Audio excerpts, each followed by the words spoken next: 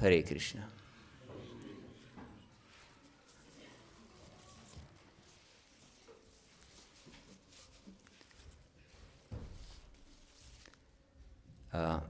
So today we continue with our discussion on Lord Rishabadeva's teachings. Budeme pokračovat s naší diskuzí o učení pána Rishabadeva. I think it was yesterday morning, we discussed how Lord Rishabadeva taught not just his children, but also the rest of the citizens what is the goal of life. Včera jsme si říkali o tom, jak Rishabadeva poučoval nejenom své děti, ale celý zbytek světa o tom, co je konečný cíl života.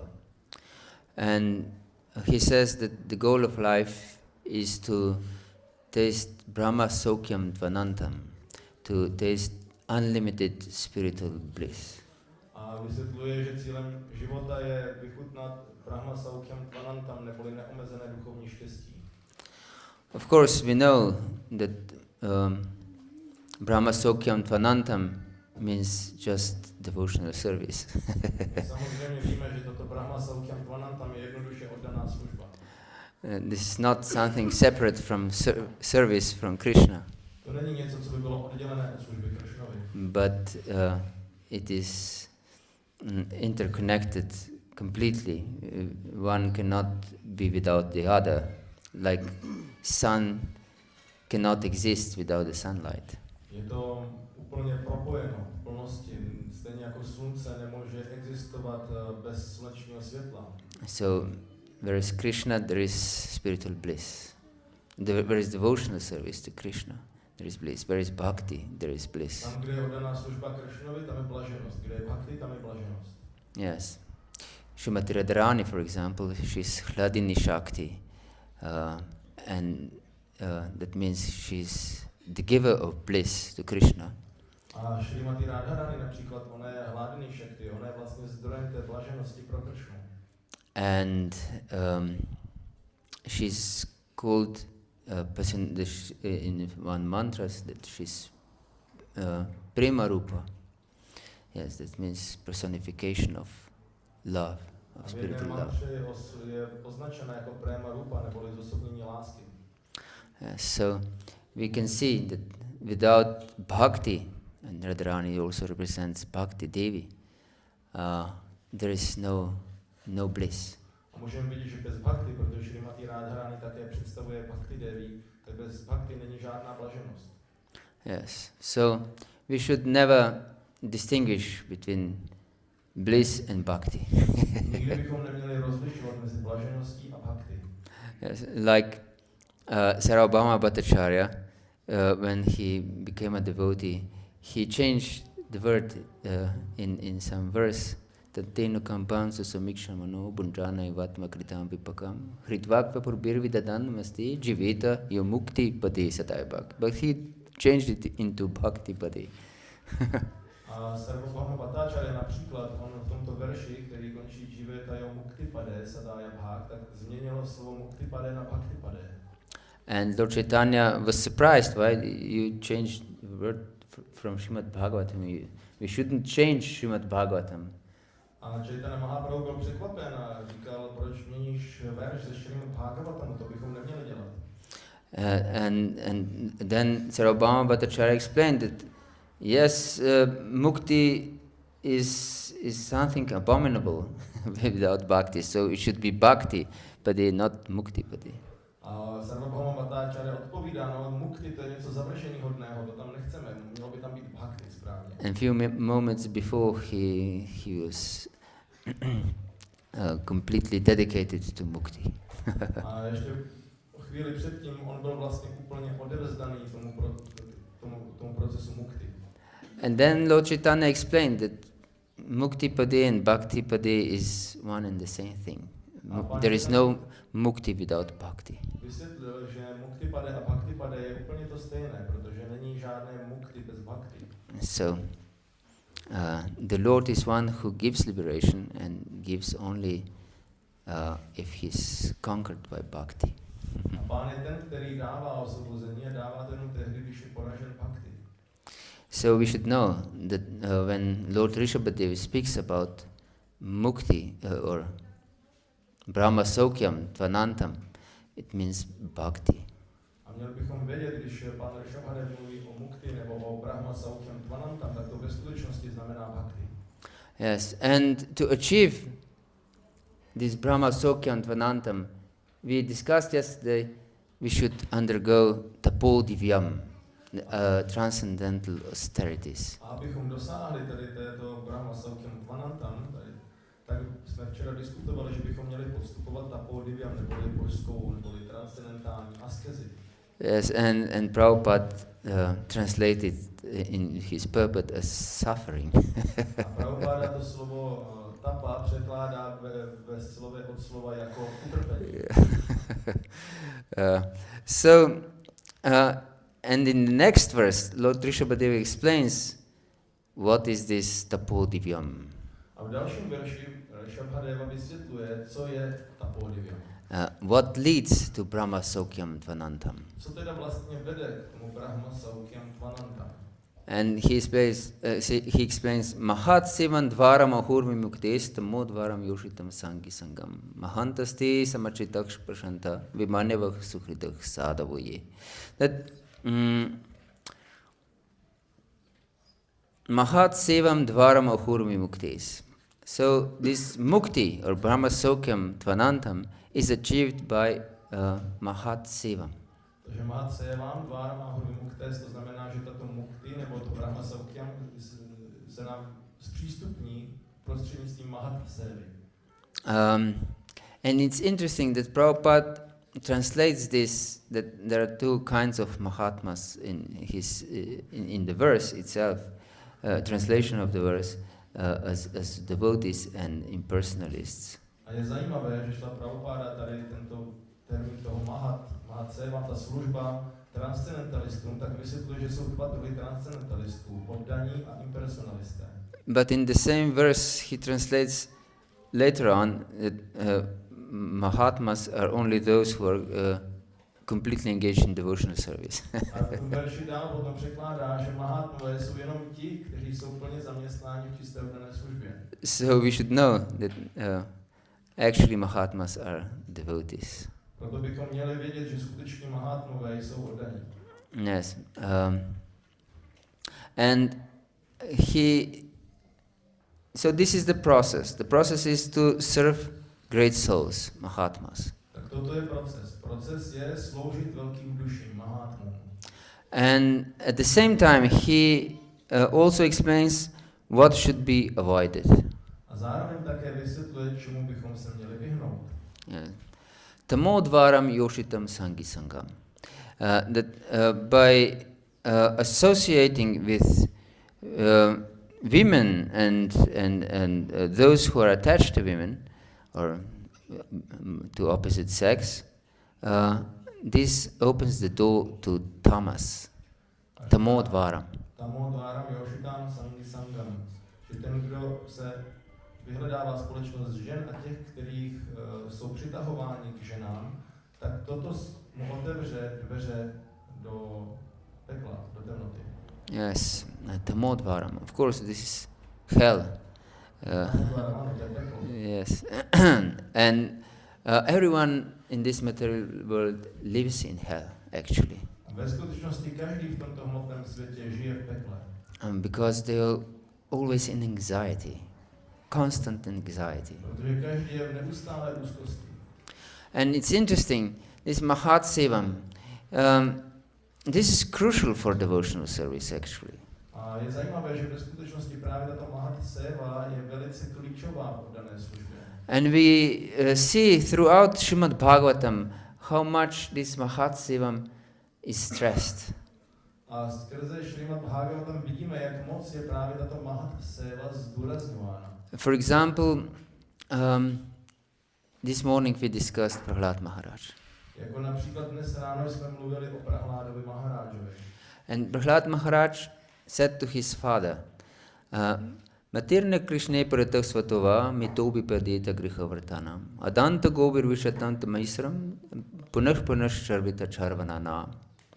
That no one can become devotee, not even by their own strength, not by the help of others, not with the combination of both. A Prahlad Maharaj říká svému otci Hiranyakashipovi, že nikdo se nemůže stát oddaným ani svým vlastním úsilím, ani za pomoci druhých, ani kombinací obojího. And these materialistic people are just attached to chewing that already was chewed before. Tito materialističtí lidé jsou jednoduše připoutáni k tomu, co už bylo mnohokrát přežvíkáno. So we should test ourselves if we are attached to chewing the chewed. A my bychom se měli If you are attached to chew what already was chewed. Takže bychom neměli bychom být připoutáni k tomu, že bychom chtěli otestovat. Aha, to jsem neslyšel. Otestovat, jestli jsme připoutáni k tomu žvíkání toho, co už bylo přežvíkáno. Yes, and we should know what is what already have been chewed.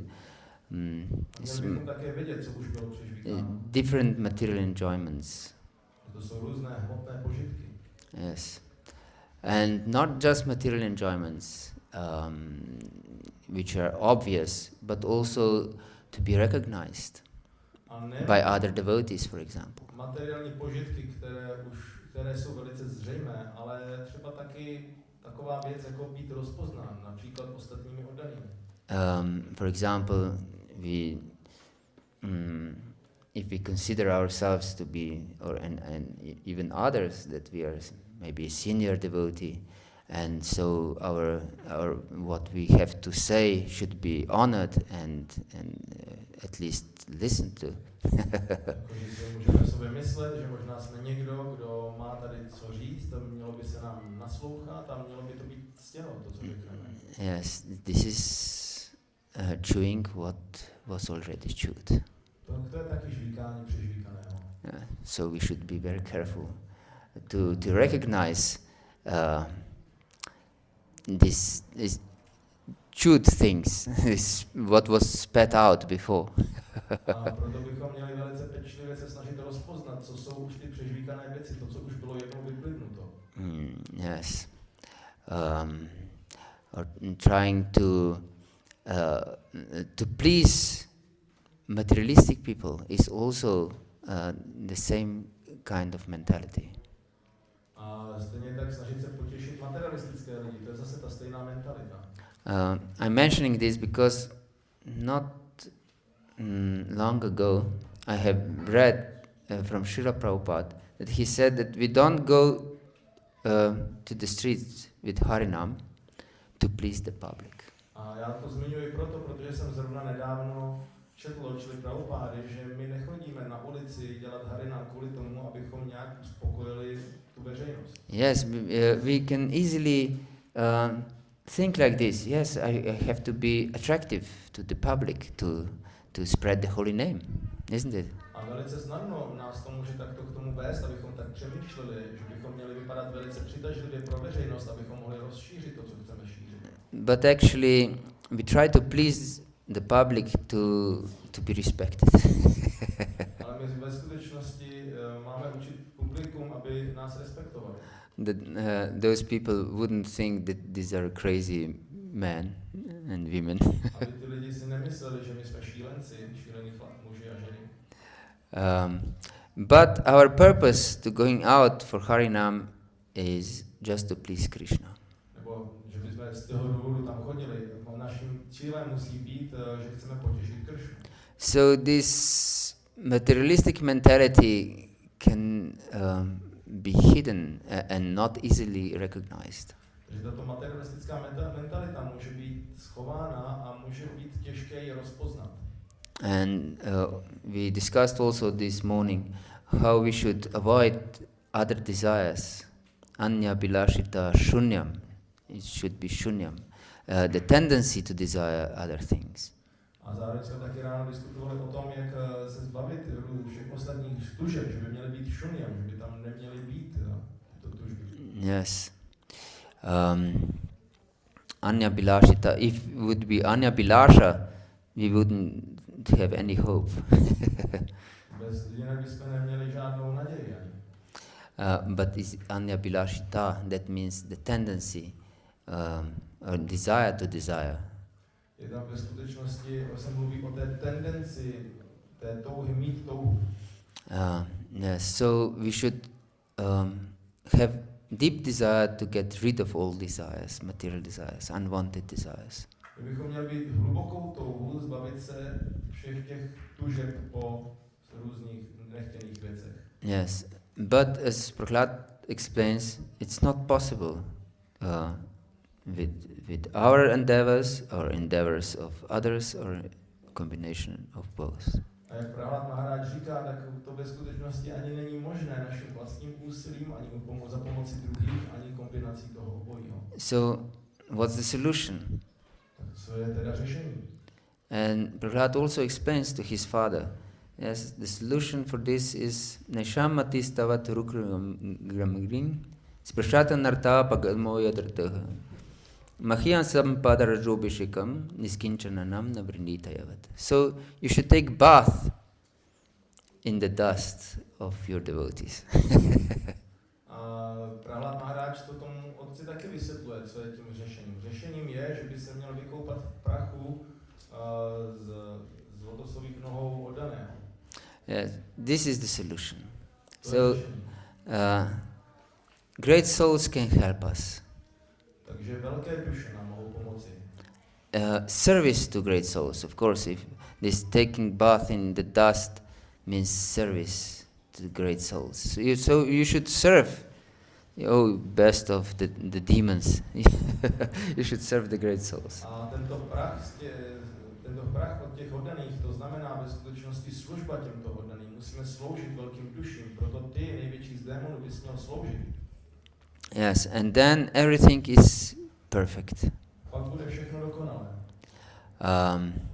Otherwise, we will always keep the association of other worldly people. Worldly people. Jinak si budeme udržovat tu společnost běžných světských lidí. And the most attractive association is, of course, of opposite sex. A samozřejmě ta nejpřitažlivější společnost je opačné pohlaví. And therefore, Lord Rishabadeva explicitly explains this, the association of the opposite sex. A proto specificky tady zmiňuje pan Rishabadeva tuto sdružování se s opačným pohlavím. Because it's so nice to associate with opposite sex. Protože je hezký se sdružovat s opačným pohlavím. Yes. And we should know that this not applies just for brahmacharis and vanaprasthas and sannyasis, but for everyone. A ve skutečnosti bychom měli vědět, že toto se netýká jenom brahmačárínů, ale vanaprastu, ale tak všech ostatních. So everyone should live by the same standard. Každý by měl žít ten stejný standard. Yes. So, of course, grihastas may associate with their wives, but not with other women. A samozřejmě grihastové se mohou sdružovat se svojí manželkou, ale ne s jinými ženami. Then it's the same. Tam platí to stejné. Yes. So we should avoid unnecessary association of the opposite sex. Měli bychom se vyhnout nějaké nadbytečné společnosti s opačným pohlavím. Yes, because this is trying to everything actually in this world is exploitation. Protože ve skutečnosti všechno v tomto světě je vykořisťování. No relationship of this world exists without exploitation. Není žádný vztah v tomto světě, který by existoval bez vykořisťování. If one is not pure in his heart, that means he is not a devotee, completely dedicated to Krishna. Pokud někdo není čistý ve svém srdci, to znamená, že oddaný, který je úplně odevzdán Krishnovi. There is a certain degree of exploitative mentality involved. Vždycky stejný, určitá úroveň té vykořisťovatelské mentality. So there is exploitation between husband and wife. A existuje vykořisťování mezi manželem a manželkou. And exploitation between children and parents. A vykořisťování mezi dětmi a rodiči. Exploitation between friends. A je tady vykořisťování mezi přáteli. Exploitation on every level of existence. Na každé úrovni existence je toto vykořisťování. So only devotees are there without any expectation for to get something. Jenom oddaní jsou ti, kteří nemají žádné očekávání, že by chtěli něco získat, naopak. Their only purpose is to give, Jejich jediným To serve. záměrem je dát, to serve. sloužit. Yes. And this is what we get by Mahat Seva, by service to the great devotees. A to je vlastně to, co my získáme prostřednictvím Mahat Sevy, neboli služby velkým oddaným.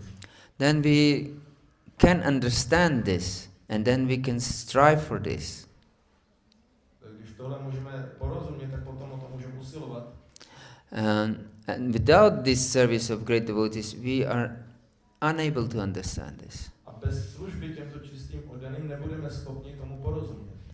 And therefore we'll just trying to chew. That means we'll try to exploit others.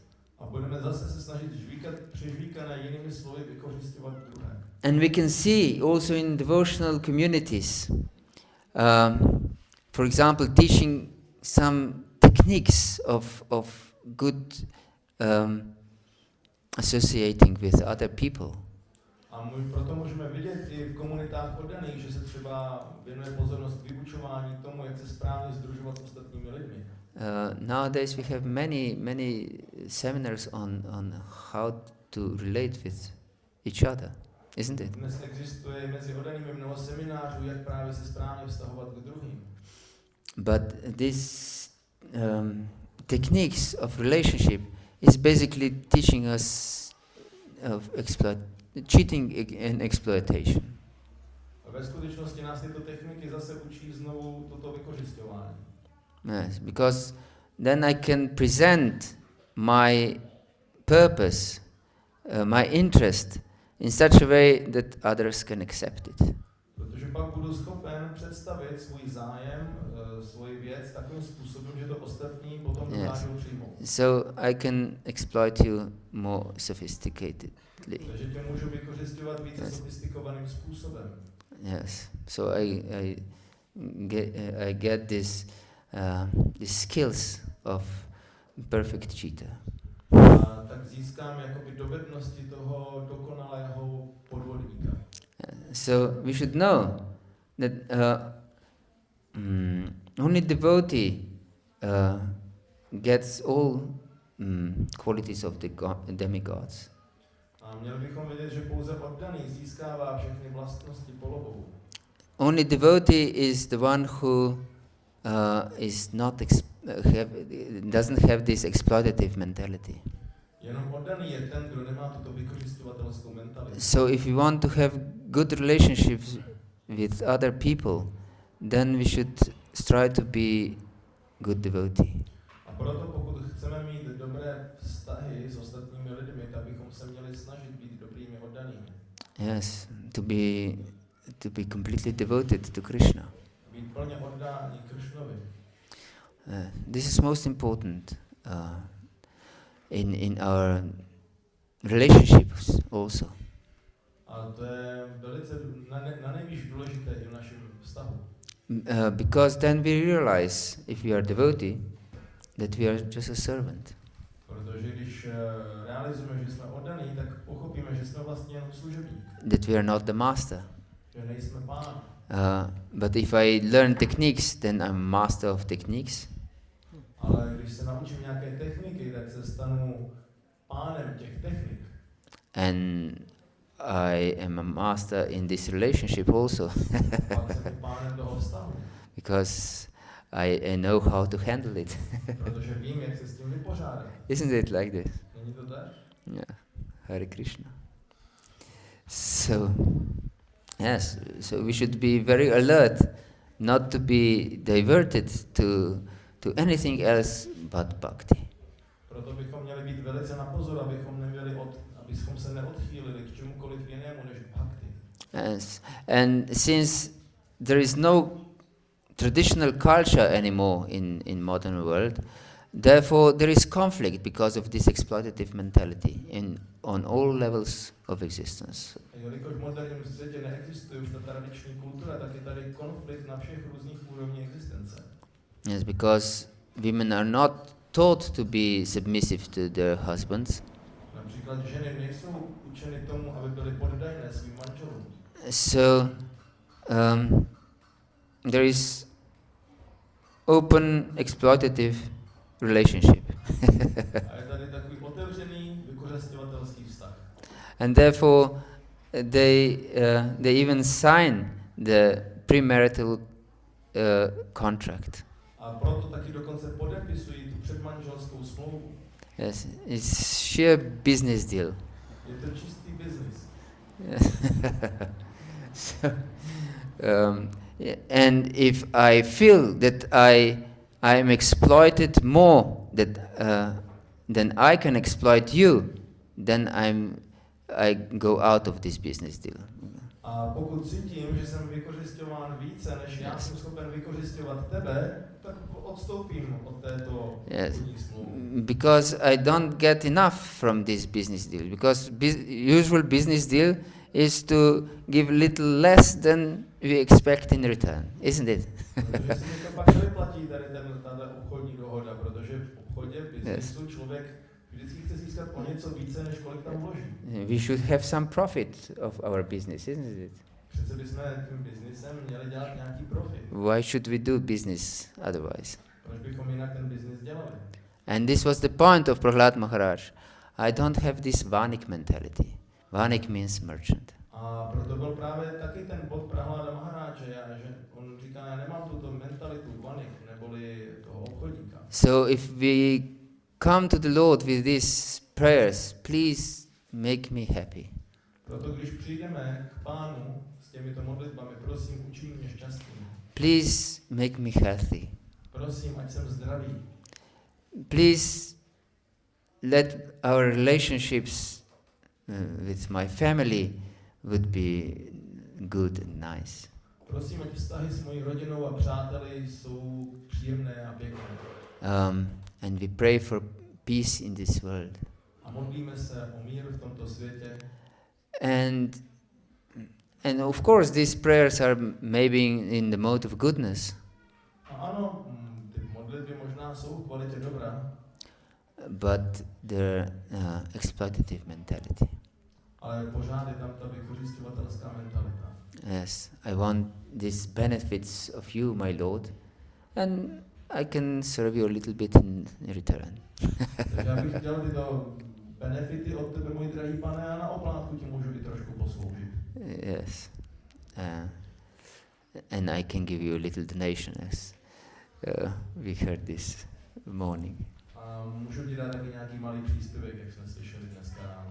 Yes. So we should be careful and on God, because I mentioned last year, I don't know, here in Nava Gokula, that yes, Lord Nrsimhadev in Mayapur is famous as Dr. Nrsimhadev. A my bychom měli být velice ostražití před těmito věcmi.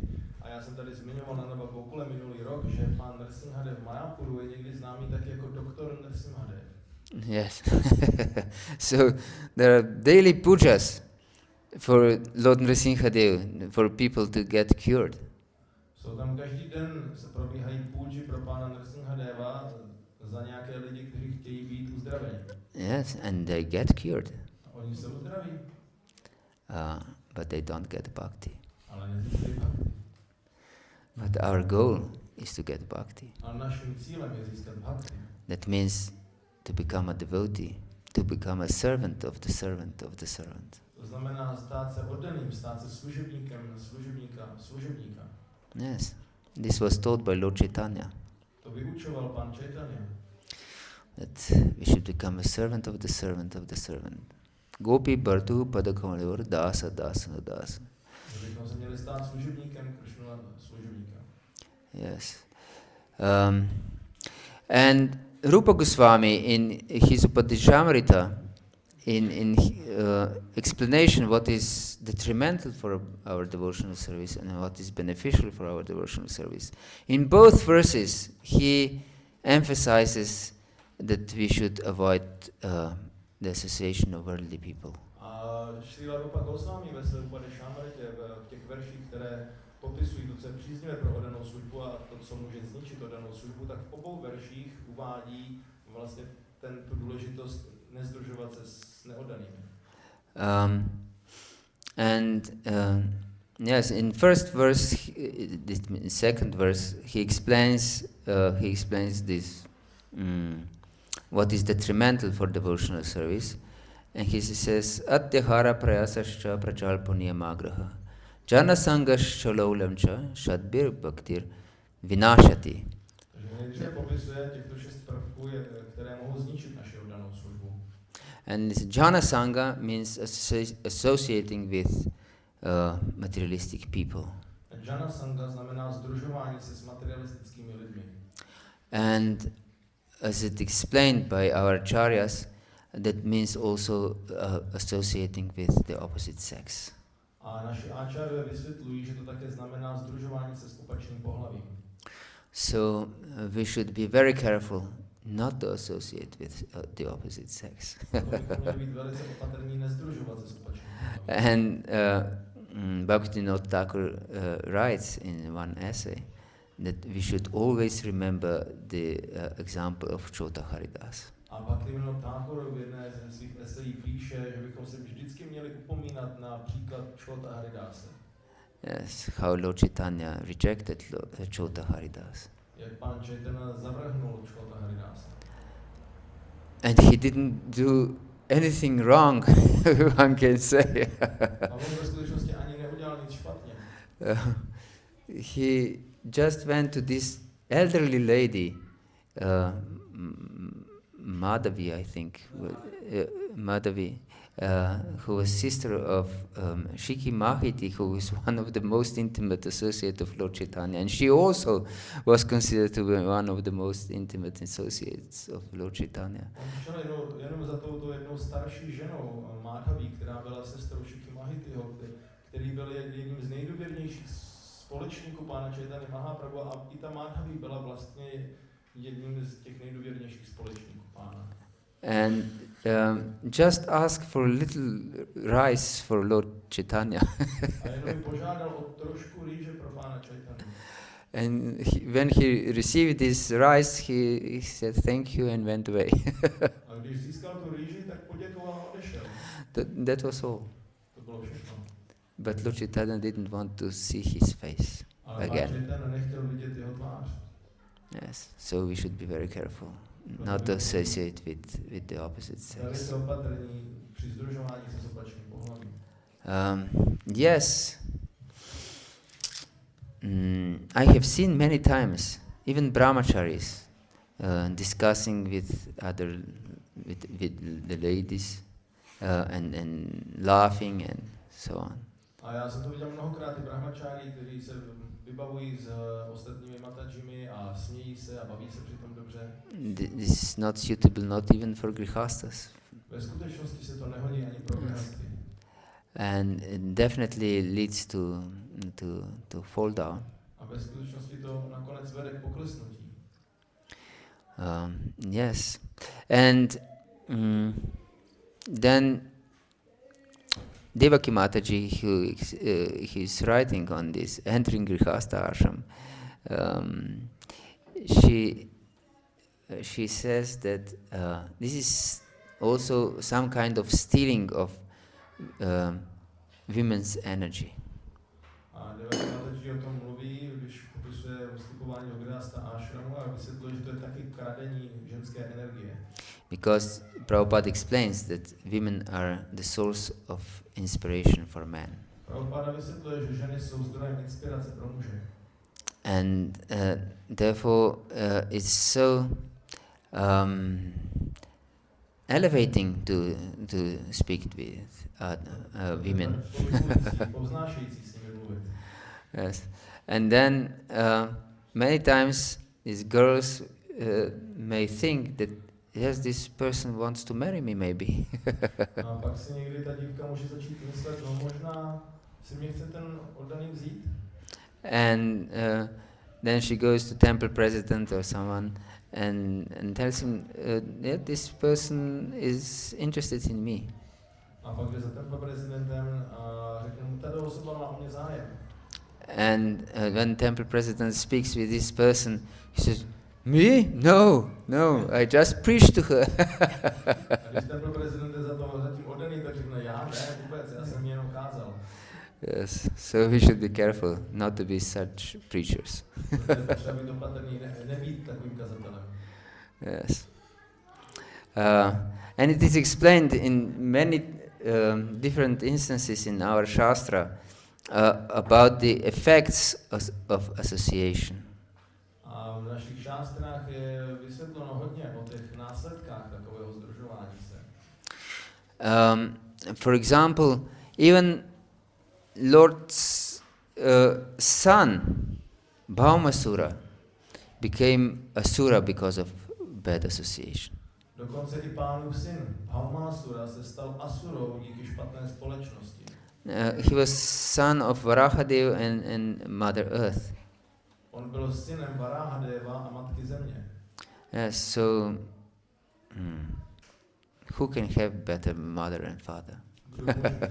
Kdo může mít ještě lepší otce a matku?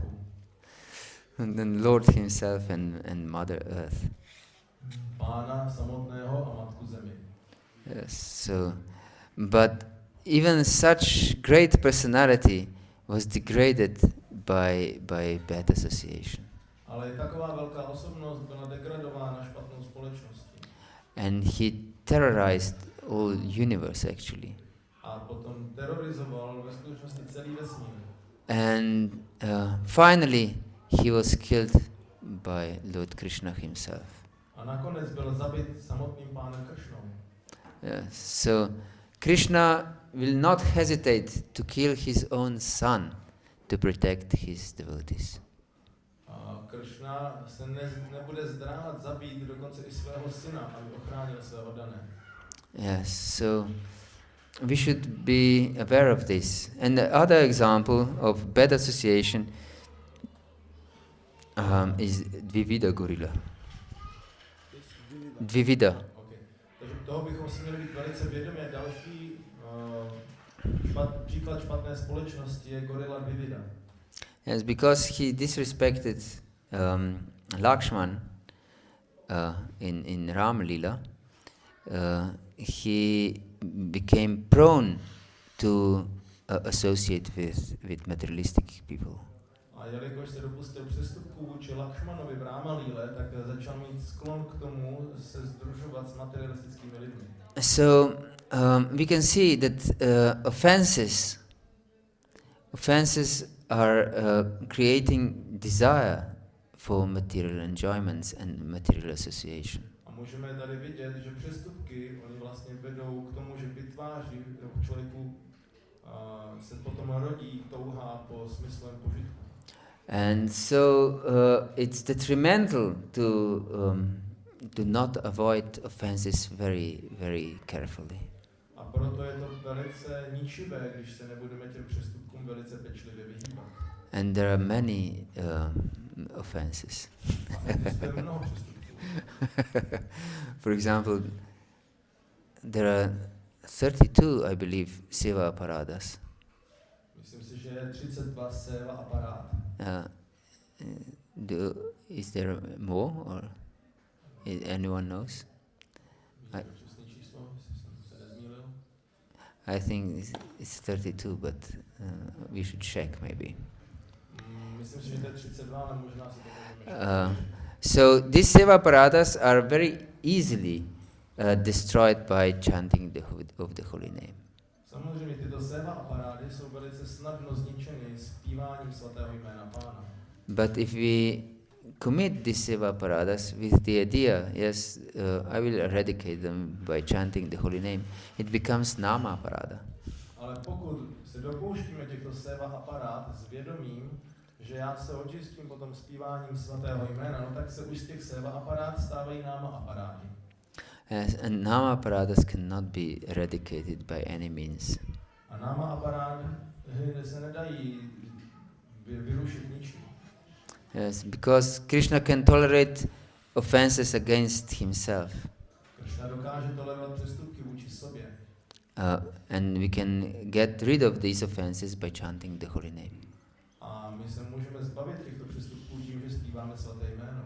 But if one commits offense against the holy name cannot protect you. Ale když se někdo dopustí přestupku vůči svatému jménu, tak svaté jméno vás pak nemůže ochránit. And this morning, this example of Hanuman from Croatia was mentioned. Dneska ráno byl zmíněn příklad Hanumana z Chorvatska. And he was, although he was a Lord's son, actually, everyone is Lord's son, he was killed. To byl Pánův syn, každý je Pánův syn a byl velice nadaný. Yes, so we should be careful not to offend, especially devotees. Byl nakonec He killed, yeah. Not skilled, but killed. Yes, killed. Yes. Zemřel, byl zabit, takže my bychom měli být velice opatrní. Yes, so we should be very careful not to offend devotees. Abychom neurazili oddané. Yes, this is most grievous offense. Ten nejvážnější přestupek. Yes, because devotees are very dear to the Lord. Protože oddaní jsou Pánu velice drazí. And there are many different types of offending the Vaishnavas. A existuje mnoho různých druhů dopuštění se přestupků vůči oddaným. The worst offense against the Vaishnavas is to kill a Vaishnava. Nejhorší přestupek proti Vaishnavi je zabít Vaishnavu. But what is the most mild offense towards the Vaishnava? A co je takový nejjemnější přestupek vůči Vaishnavovi? Sorry? I didn't hear. Not to smile. Not to smile at him. Not to be happy seeing Vaishnava by meeting. Yes, yes, exactly. Not to be happy when we see a Vaishnava. Nebýt šťastný z toho, že uzříme Vaishnavu. Yes, so we should be careful because we explained before, we have this exploitative mentality, and with certain people we don't go alone. A proto bychom měli být opatrní, protože jak jsme si řekli předtím, my máme tu vykořisťovatelskou mentalitu a s některými lidmi jednoduše taky nevycházíme dobře. Therefore it is advised that we should seek same-minded association. Proto se vždycky radí, abychom vyhledávali společnost osob s podobnou mentalitou. Because many times we can think in this neophyte mentality that I should take association of every devotee, I shouldn't discriminate. A někdy si v rámci začátečnické mentality myslíme, já bych se měl sdružovat se všemi různými oddanými a vůbec bych neměl rozlišovat. Yes, that discrimination would be offense. Že by toto rozlišování právě bylo tím přestupkem. No, but we should honor every devotee. Samozřejmě my bychom měli ctít každého oddaného. But seek association with those of those devotees who inspire our bhakti. Ale vyhledávat společnost těch oddaných, kteří inspirují naši bhakti. And be very respectful, but not mingle with those who are not in the same wavelength, as one say. A těm, co nejsou přímo na ty naší vlnový délce, tak tím být samozřejmě velice úctivý, ale nezdržovat se s nimi příliš blízce nebo důvěrně. Yes, because then we open the door for offenses. Protože tím otevřeme dveře přestupkům. So we should be on guard not to become offensive. That means that we are not even happy when we see another devotee. Proto bychom měli být opatrní, abychom se nedopustili těchto přestupků, dokonce i toho přestupku, kdy nejsme šťastní, že Yes, because this is disservice, of course. To je samozřejmě opak služby. nebo jak to říct česky. Yes, and we just explained that Mahat Sivandvara Mohurmuktis. Only service to the devotees opens the door to liberation, to bhakti. A my jsme diskutovali právě Mahat Sivandvara a Hurvimuktes, že jenom služba oddaným nám otevírá dveře k osvobození. And not disservice to the devotees. A ne toho, že těm oddaným jako neposloužíme nebo uděláme opak toho. Yeah, so we should be very careful in knowing what are the aparadas to the holy name. Yes. Proto bychom měli být velice opatrní ve rámci těchto aparát vůči svatému jménu Pána. So, and we have also examples of people who are extremely demoniac and who associated with pure devotees and became great devotees themselves. A máme tady taky příklady osob, které byly extrémně démonské a tím, že se združovali s čistým oddaným, tak se očistili a stali se také velkými oddanými.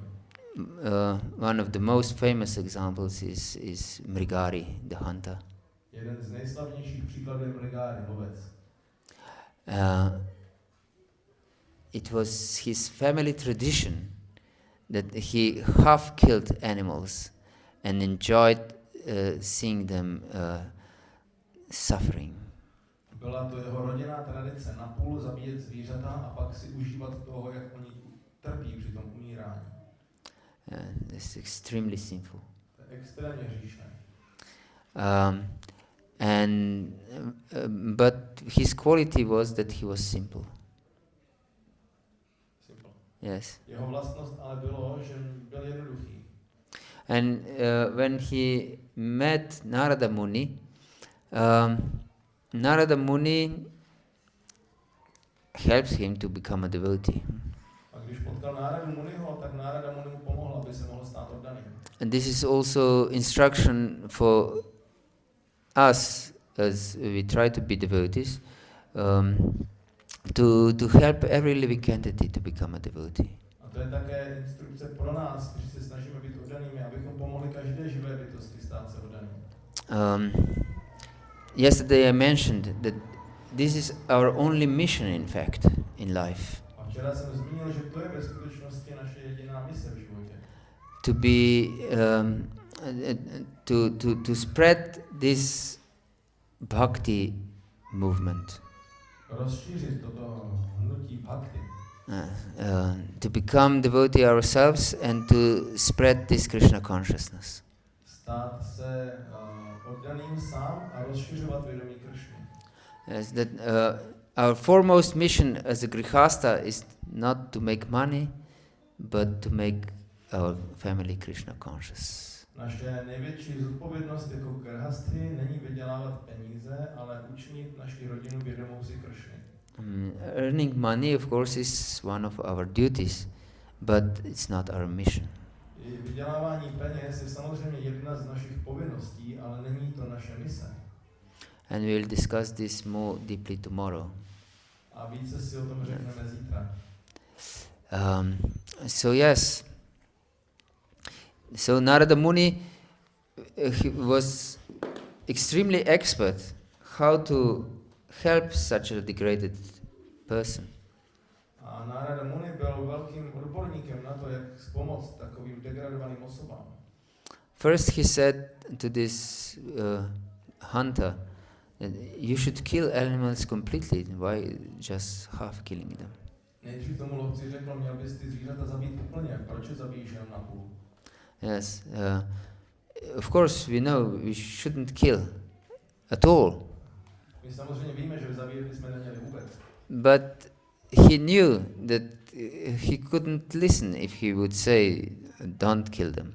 Ale on věděl, že on by ho nedokázal slyšet, když by mu rovnou řekl, ať nezabíjí vůbec.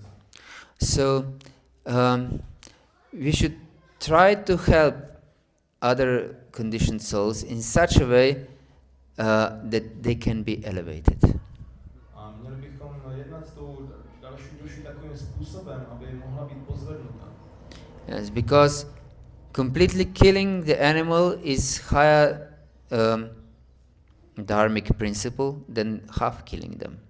A jelikož zabít úplně to zvíře je vyšší dharmický princip, než je zabít napůl.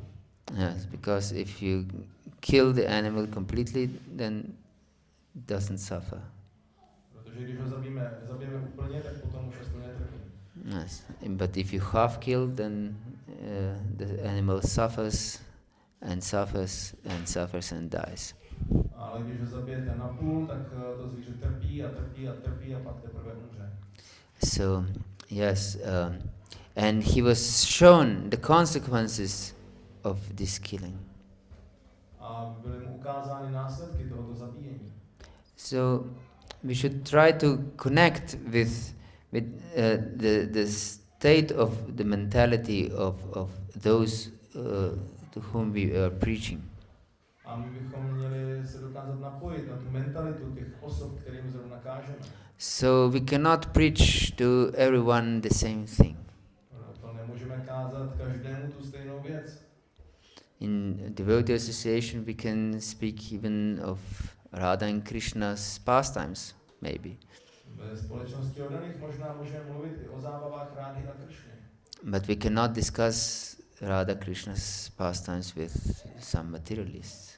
Ale nemůžeme diskutovat zábavy Rády a Krišny s nějakými materialisty.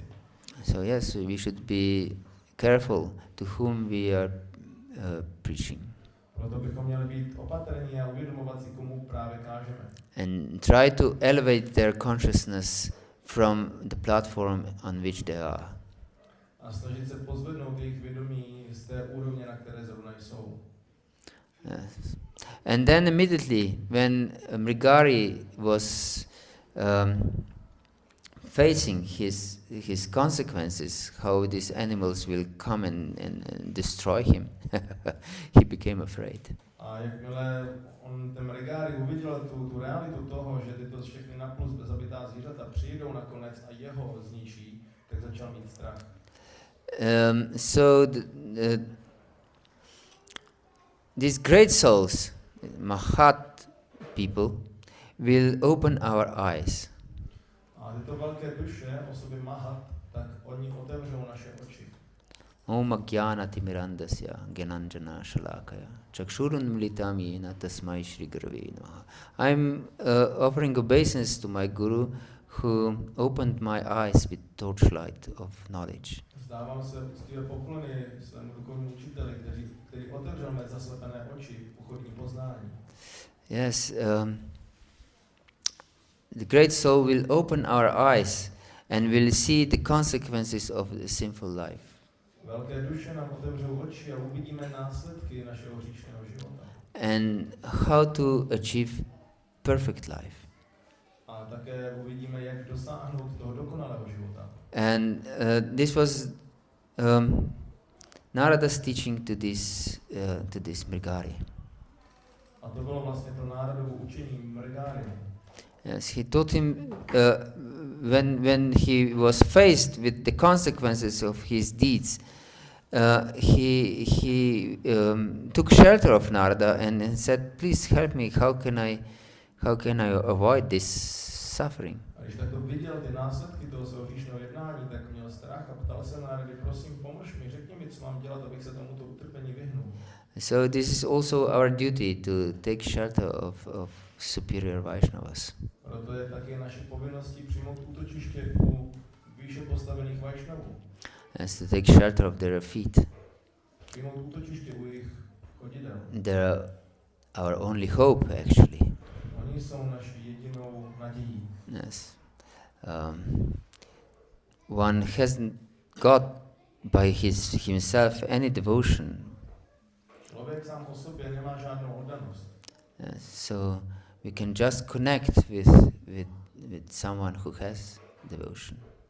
A tak se můžeme spojit s někým, kdo tu oddanost má. And to serve such a person. A sloužit takové osobě. So then Narada immediately explained what is the process. First, you break your bow. A potom Narada mu začal vysvětlovat, co je ten proces a řekl mu nejdříve ale zlom svůj luk. Yes, and this is the Bodhivyam. So this was very austere act of the hunter. A to bylo ta podivium, to bylo velice odříkavé pro toho lovce toto udělat. Yes, because this bow was the means of his existence. Protože ten luk to byl prostředek jeho existence. So we have to be prepared to throw out the means of our existence. Proto bychom měli být připraveni vyhodit ty prostředky pro naše živobytí. Yes. If we are not prepared to throw away the means of our existence, we'll be rejected. Pokud nejsme připraveni zahodit tyto prostředky našeho živobytí, tak budeme zamítnuti. Yes. Or allowed to just proceed with our way of life. A nebo prostě nám bude dovoleno jenom pokračovat s tím stylem života. And we have already discussed how this can be very subtle. A už jsme taky se zmiňovali o tom, jak to může být velice subtilní. Yes, we just proceed with our ideas how to exploit others. My jenom pokračujeme dál s našimi nápady, jak druhé vykořisťovat. And that we always have good business deal for myself. Abychom měli vždycky nějaký jako dobrý benefity pro nás samotné. That I exploit little more than I am exploited in this business deal. Trošku více, než já jsem vykořisťován. Yes. That I can have a little profit. Then I'm satisfied. Aspoň nějaký profit, pak budu spokojen. Yes. So he was ready to break his bow finally. A nakonec on byl připraven ten luk zlomit. And then he became a real Vaishnava. Pak se z něj stal skutečný Vaishnava. And he couldn't even step on the ant. A potom nechtěl ani šlápnout na mravence. Yes. This was from Mrigari, who was half killing animals and enjoying it. He turned into a saint who wouldn't step on an ant. Z Mrigáriho, který zabíjel zvířata a nechával je trpět, než umřela, tak se stal světec, který nedokázal stoupnout ani na mravence. Yes, this is the power of association. To je potom síla společnosti. Yes. And yesterday, Maridhar Prabhu was explaining, if just one is enthusiastic in a country, then there is hope. A Maridhar Prabhu včera vysvětloval, když jenom jeden bude nadšený v té dané zemi, tak je na tam naděje. Yes, because only enthusiasm can create enthusiasm. Protože pouze nadšení může vytvořit nadšení. So search association of enthusiastic devotees. Proto hledejte společnost nadšených oddaných. And interestingly enough, in these verses of Upadeshamrita, in both verses, our acharyas explain that it is not just associating with materialists and those who are fond of opposite sex and do opposite sex. A v obou těch verších z té Upadeshamrity je zajímavé, že áčary vysvětlují, že tato nechtěná společnost neznamená jenom materialisté a ženy a ti, kteří touží po ženách. But also dharmadvajis. Dharmadvajis. A také dharmadvajijové. Dharmadvaji means one who waves the flag of dharma. Dharmadvaji je ten, který mává vlajkou dharmy. Who presents himself or herself as a devotee. Který se představuje sám sebe jako oddaného. Yes, wears tilak, kantimala, dhoti or sari. Má tilak, má kantimalu, má dhoti nebo sári. And chanting his or her rounds. A zpívá na svém růženci, svá kola. But doesn't consider that it is necessary to strive for pure devotional service. Ale jednoduše nepovažuje za nutné usilovat o čistou oddanou službu. Yes. Then this is dharmadvaji. Potom toto je dharmadvaji. And Prabhupada, he wrote in one article for Back to Godhead, even before he came to the West, he explained that because he was a chemist, he gave this example from chemistry. He said that if the majority of devotees, he said, are just materialistic people. A Prabhupada předtím, než přijel na západ, tak on napsal Back to Godhead článek, použil tam chemický příklad, protože on byl chemik, a říkal, že většina těch, co si říkají oddaní, tak ve skutečnosti jsou jenom materialističtí lidé. He said that if they're put in the acid test, a kdyby dostali test kyselosti, they would turn out materialistic. tak by vyšlo navenek, že jsou materialističtí. Yes, so we should be carefully avoiding these dharmadvajas. Proto bychom se měli pečlivě vyhýbat dharmadvajím. They are more detrimental for our bhakti than materialists. Oni ještě jsou horší pro naše bhakti než materialisté. So those who are not very serious in devotional service, we should carefully avoid. Ti, kteří nejsou velice vážní v oddané službě, tak těch bychom se měli opatrně vyhnout. That doesn't mean that we criticize them. To neznamená, že je budeme kritizovat. But we shouldn't get polluted our intelligence by associating with people who are not extremely serious in devotional service. Ale neměli bychom se zdržovat příliš s oddanými, kteří nejsou extrémně vážní v oddané službě. Yes, because then our devotional service will be ruined. Protože potom naše oddaná služba bude zničena. Even modern materialistic psychologists say that if we just meet a person on the street, influences our consciousness.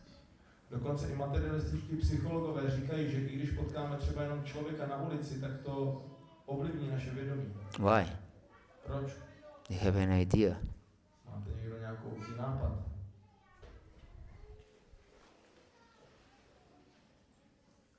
Yes.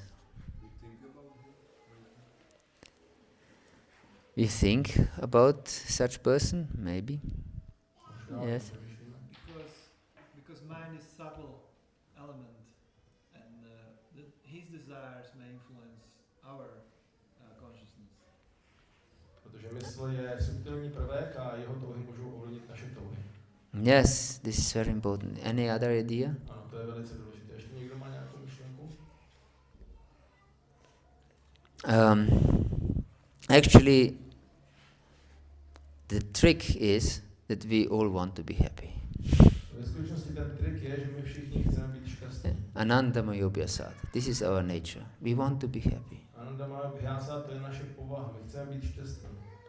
And because everyone wants to be happy, also the last man on the street wants to be happy. A jelikož každý chce být šťastný, tak poslední člověk na ulici chce být taky šťastný. And he emanates his idea how to become happy. A on ze sebe emanuje ty své představy o tom, jak být šťastný. And how to achieve happiness. A jak dosáhnout toho štěstí. And he emanates this by way of behaving, A on to emanuje způsobem, jak se chová, by his values, svými hodnotami, by his way of life actually. celým svým stylem života. And more is one convinced about what will make me happy, more he influences other people around. A čím víc je člověk přesvědčen o tom, co si myslí, že ho udělá šťastným, tím víc tím ovlivňuje svoje okolí. So, of course, devotees are on guard when we meet bluntly materialistic people. A oddaní samozřejmě jsou si na pozoru, když potkají nějaké materialistické lidi. But when we associate with other devotees, we are not so much on guard all the Ale time. když se sdružujeme s ostatními oddanými, tak nejsme vždycky tak na pozoru. And if we associate with people who are not very serious, we can be influenced if we are not very powerful. Sdružujeme s lidmi, kteří nejsou příliš vážní, tak můžeme být tím ovlivněni, pokud nejsme velice mocní. Yes, so be careful not to associate with dharmadvajis. Tak buďme opatrní, abychom se nezdružovali s dharmadvajimi. Hare Krishna. Is there any questions or comments? Okay, I saw you first. Yeah, so this can be a little difficult to apply dharmadvaji principle because I am dharmadvaji, but I try to not associate with dharmadvajis, and I see everyone as dharmadvaji consequently, or many. I can find so many, okay, he does not look sincere, he does not look sincere, and then the association with devotees can become for me very, very difficult because There's no one left. Takže já se ptám na to, že ten princip dharmadvaji může být těžko aplikovatelný, protože já sám jsem třeba dharmadvaji, ale zároveň se chci snažit aplikovat ten princip toho nezdružovat se s těmi dharmadvajimi, vyhledávat jenom společnost těch velice upřímných, ale pak každýho můžu začít ve své nezralosti vidět jako dharmadvajiho a pak s kým se mám združovat, bude to celý takový těžký, nepříjemný. Mm-hmm. Yes, this is very important question. Takže je to důležitá otázka. There are two kinds of association. Jsou dva druhy společnosti, združování se. One is to accept the consciousness of other people. Jeden je přijímat vědomí druhých lidí. And the other is to give consciousness to other people. A druhý je dát vědomí těm druhým lidem svoje. And the third one is of course to share our A consciousness. samozřejmě pak je třetí, kdy to sdílíme navzájem. So we should, of course, if we want to become pure devotees, we should be very careful ourselves. A samozřejmě pokud se chceme stát čistými oddanými, tak bychom sami měli být velice opatrní. And then our only goal should be to spread this idea to become pure devotees, all of us together. Naším jediným cílem by mělo být rozšiřovat tuto myšlenku a touhu stát se čistým oddaným mezi nás všechny. But not in the way with beating other devotees on their heads. You're a rascal. Ale ne způsobem, že budeme mlátit oddané po hlavách a nadávat jim do darebáku. You're a materialistic person, dharmadvaji. Jsi materialistická osoba, ty jsi dharmadvaji. No, this is not the way. The way is to serve other devotees. To není ten způsob. Způsob je sloužit ostatním oddaným. With enthusiasm, most importantly. S nadšením, to je důležité. Yes, we should be enthusiastic devotees, completely dedicated to our goals and principles. Měli bychom být nadšení, oddaní, plně oddáni našim principům a cílům.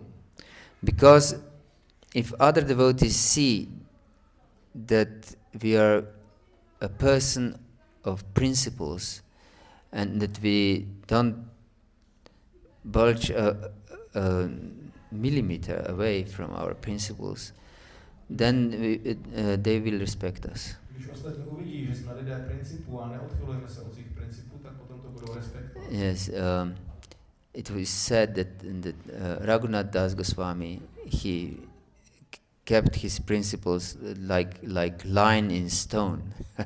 A je popsáno, že Raghunath Das Goswami, on se držel svých principů, jako kdyby byly úplně věritý do kamene. So, yes, we should serve devotees with enthusiasm Takže bychom měli sloužit oddaným s nadšením. and trying to inspire devotees for pure principles. A snažit se inspirovat oddané do těch čistých principů. Yes, this is most important. Not to criticize. Never criticize. Nikdy nekritizovat. No devotee, even the most fallen devotees. Žádného oddaného, dokonce ani toho nejpoklesnějšího. And not even materialists. Dokonce ani materialistů. Yes, because everything is detrimental. And criticizing, in fact, is to accept their bad karma. Kritizování to potom znamená přijmout ty špatnou karmu, to se potom na nás navalí. So, if you criticize, you take the burden of other people. A protože když kritizujete, tak berete potom na sebe to břímě těch ostatních. Yes. So I don't believe that anyone is ready to accept the burden in this way. Myslím si, že nikdo z vás není připraven toto břímě na sebe přijmout. Yes, but we should be on guard. As explained this morning, we should have vivek. We should be able to discriminate. Ale měli bychom být na pozoru, měli bychom mít vivek, měli bychom být schopni rozlišovat. For example, I was serving prasad one Sunday in the temple. Jako jednou jsem sloužil prasádám v neděli v chrámu. And there was a Kadashi that day. A ten den bylo Kadashi. And there was a queue of devotees waiting to take prasad. A byla tam fronta oddaných, kteří čekali na prasáda. And then I heard one devotee said to another, A pak jsem slyšel, jak jeden oddaný říká druhému. Let's go for a pizza. Pojďme na pizzu. And the other devotee said, but today is Ekadashi. No a druhý den říkal, dneska je Kadashi. And the first one said, you shouldn't be such a fanatic. A ten první mu říká, neměl bys být takový fanatik.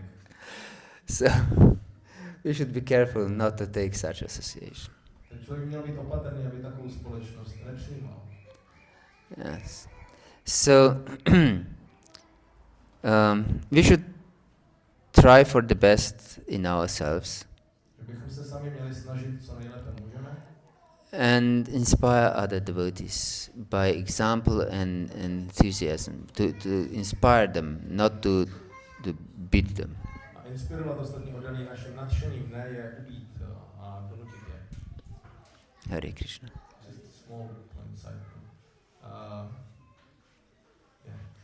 When you heard those devotees, Yes. telling devotees, so maybe you have a relationship with the second one or some other one who will want to join them for pizza, and you have to tell them, be careful. So, and sometimes this is understood, this is already criticizing the devotee. But you want to protect another devotee who you can like explain to him what it's actually not good to go there because this is not proper. So where is the balance? Also we mentioned now in the lecture Hanuman, Prabhu. So it could be taken as, okay, I'm being Offensive. I'm being offended. As Hanuman, I'm being offended by you speaking about me like this. Maybe. So how we can make a balance what is already offense and what is not? Yes, it's true. Okay.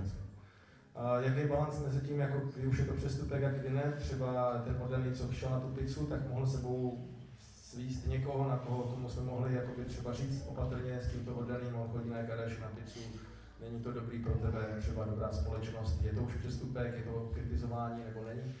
Nebo tady jsme zmínili Hanumána, Prabhu chorvatskýho, že udělal nějaké věci, které nejsou úplně vhodné a on by si mohl cítit tím třeba dotčen, že byl tímto kritizován, takže jak najít ten balans. Yes, if we are in position to help other devotees or to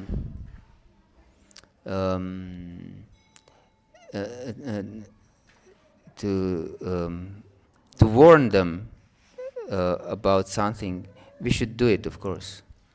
Takže samozřejmě pokud jsme v pozici, že můžeme oddané varovat před něčím a máme k tomuto postavení, tak bychom to samozřejmě měli udělat. And what does it mean? Ale co to pak znamená? That means that that these devotees see us as some kind of authority. A to znamená potom, že ti oddaní nás vnímají jako určitou autoritu.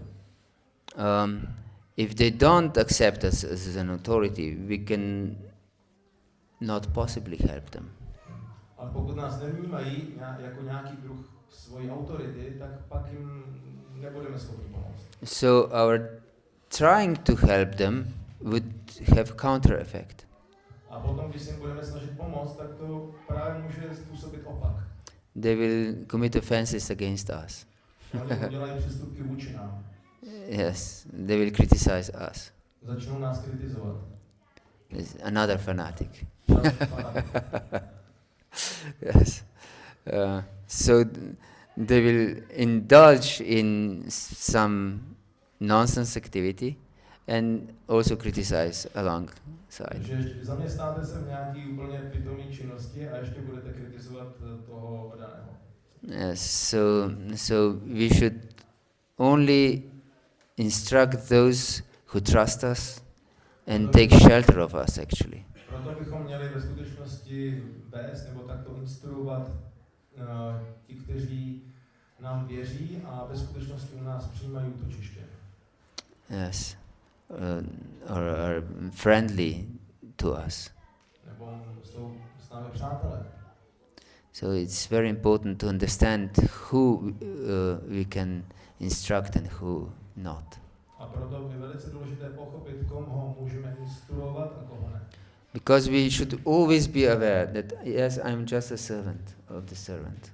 Protože my bychom si měli neustále uvědomovat, že já jsem jednoduše služebník služebníka. And if I can help a person, that means I can serve the person, then I should help and serve the person in such a way that I warn them against something. Pokud vidím, že můžu pomoci té osobě tím, že ho budu varovat, tak bych měl varovat tu osobu, aby nedělala něco s tím daným třeba. But if I cannot give advice to a person, then we shouldn't give advice. A pokud nemůžu tu osobu ochránit nebo mu pomoci, tak potom bych tu radu ani neměl dávat. Because this would be disservice to these people. Protože pak bychom jim vlastně spíš ublížili těm lidem. Yes. Anything else you wanted to ask something? This word, dharma do you know where I can find a reference to that word? I've not come across that word. Bhaktivinoda Thakur often uses this expression. Takže toto slovo dharma dvaji, odkud je to, protože já jsem nikdy si nepamatuju, že bych to četl, tak to používá často Bhaktivinoda Thakur. It's like a lighter version of Kalichala. Yes. Je to taková lehčí verze termínu Kalichala. Yes. I want to extend your example. So now this devotee said, let's go for pizza. But who made this pizza? Takže já bych chtěl teďka jenom protáhnout trošku ten tvůj příklad a říct, tak Oddaný řekl, půjdeme na pizzu, ale kdo udělal tu pizzu? Is it pizza in the, Govinda's restaurant, or is it pizza in some, other restaurant? Je to pizza z Govinda restaurace, nebo je to pizza z nějaký jiný restaurace? Because it seems that in recent times, many devotees have this misunderstanding. It's like, okay, you can eat anywhere, but we are discussing this how,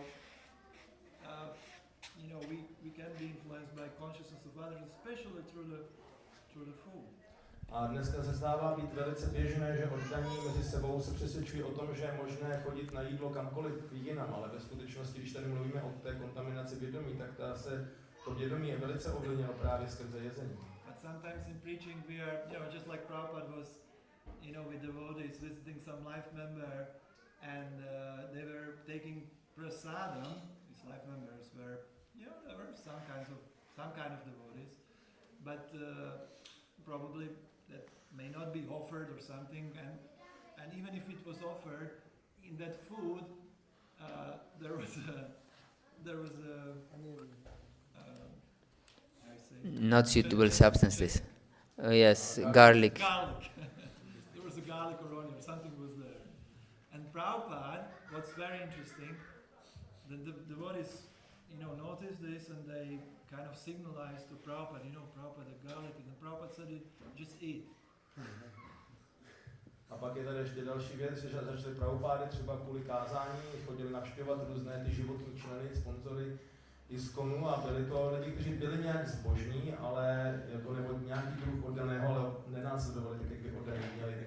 A takže u nich byli pozváni na oběd a jedli to jídlo a dokonce se stalo, že v tom jídle byl česnek nebo cibule a I think it was onion, but whatever. Takže tam byl česnek nebo cibule v tom a ty oddaní si toho všimli, Prabhupádo, tohle z toho nemůžeme jíst a Prabhupáda řekl, jenom pokračuj, yes. So, I mean, for preaching we can do so many things, but then we cannot misuse this and say, everything is okay. So my question is, Where is the line? A zároveň, tady je tento příklad, ale my zase nemůžeme potom říct, tak všechno je to v pořádku a můžeme chodit jíst kam chceme a zneužít vlastně tohohle příkladu pro ten svůj požitek, protože pro kázání můžeme udělat třeba určité ústupky, ale tak kde teda uděláme tu hranici? Yes, this is very important question. Tak to je taky důležitá otázka.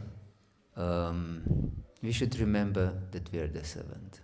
My bychom si měli neustále upomínat na to, že jsme služebníkem.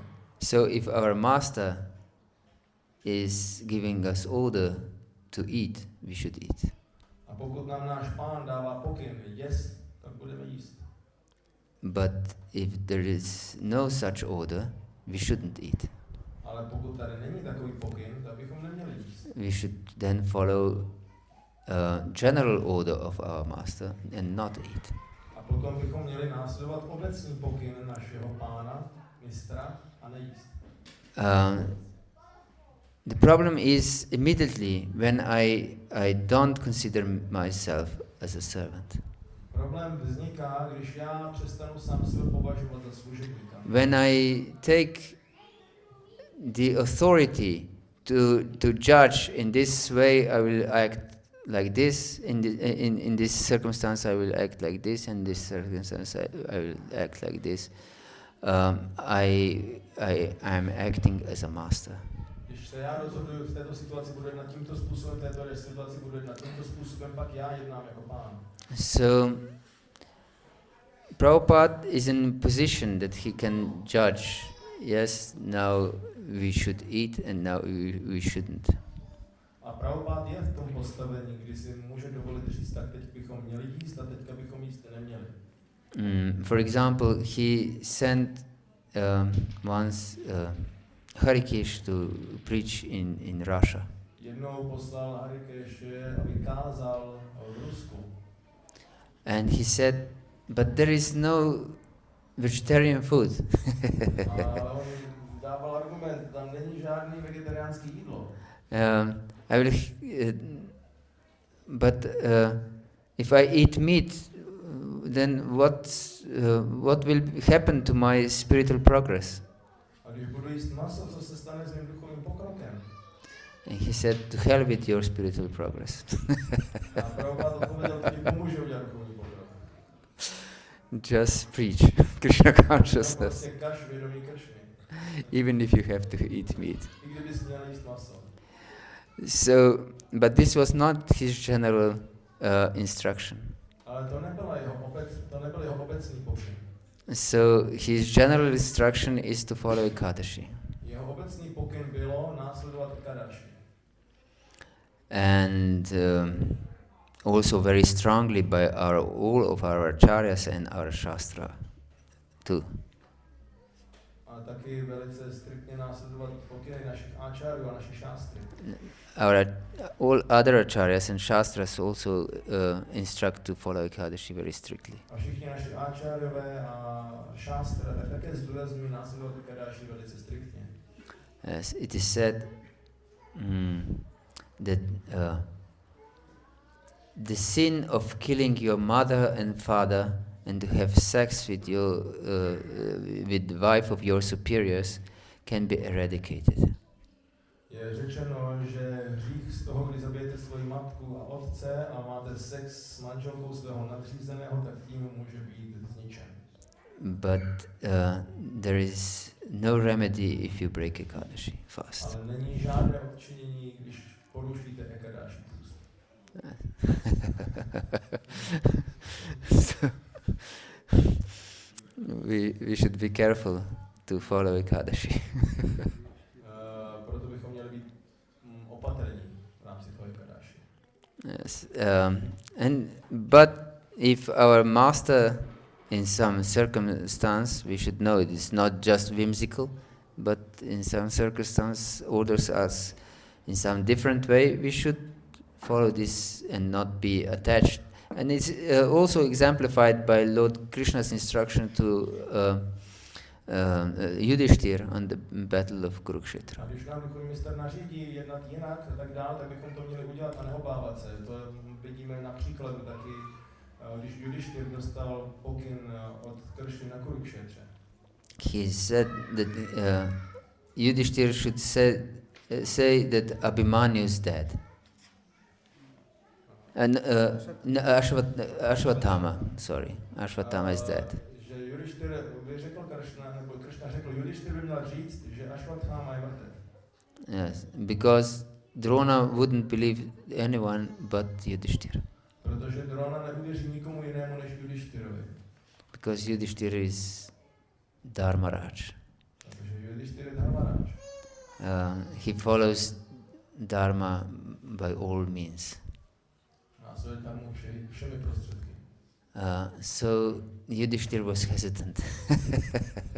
A Yudhishthir se zdráhal. Nechtělo se mu do toho.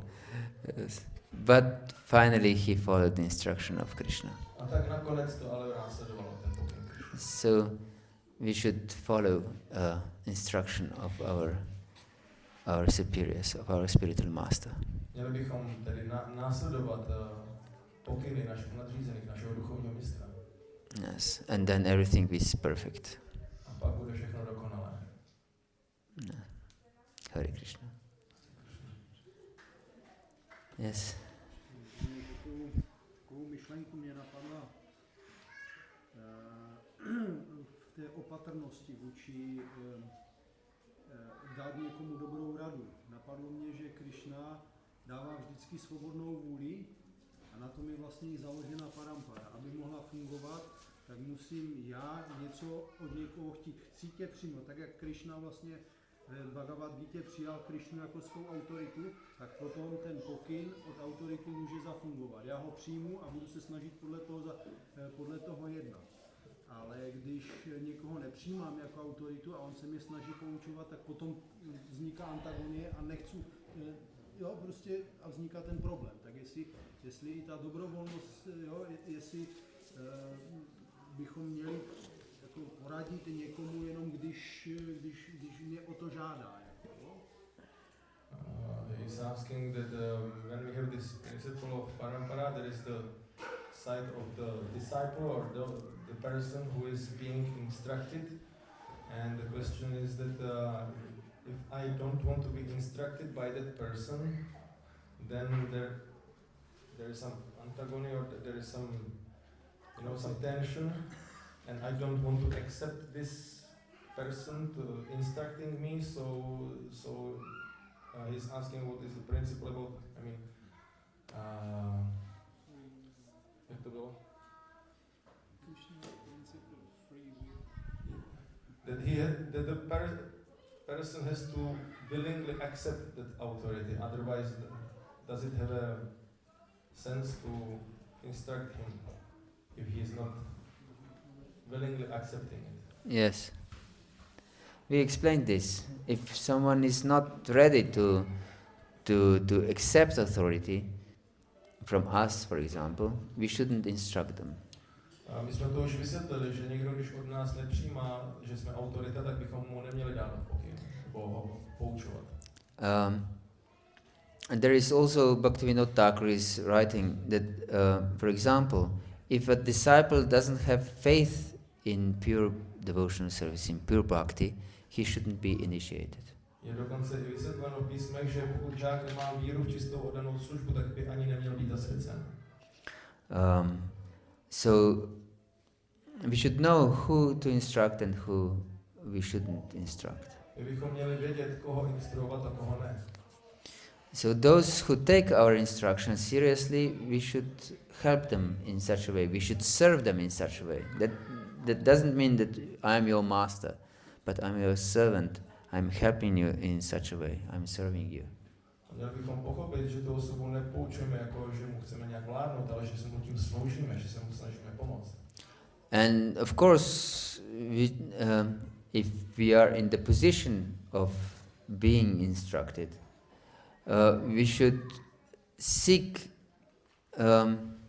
association of those who are advanced in devotional service. A pokud my jsme v postavení těch, kteří by měli být instruováni, tak bychom měli hledat společnost těch, kteří jsou velice upřímní v dané službě. Yeah, because by advanced devotees we can be elevated ourselves too. Protože pokročilí oddaní nám můžou pomoct se povznést. Yes. So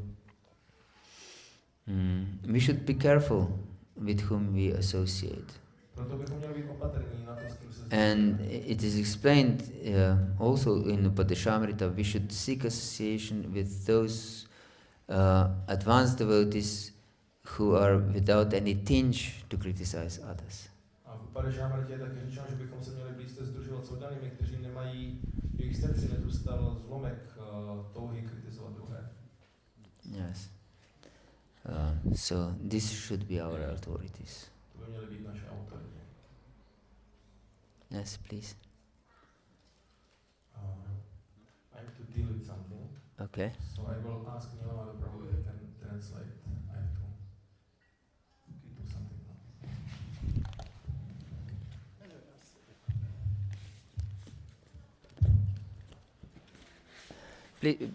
Please sit here. It's better for everyone to see your also your mouth.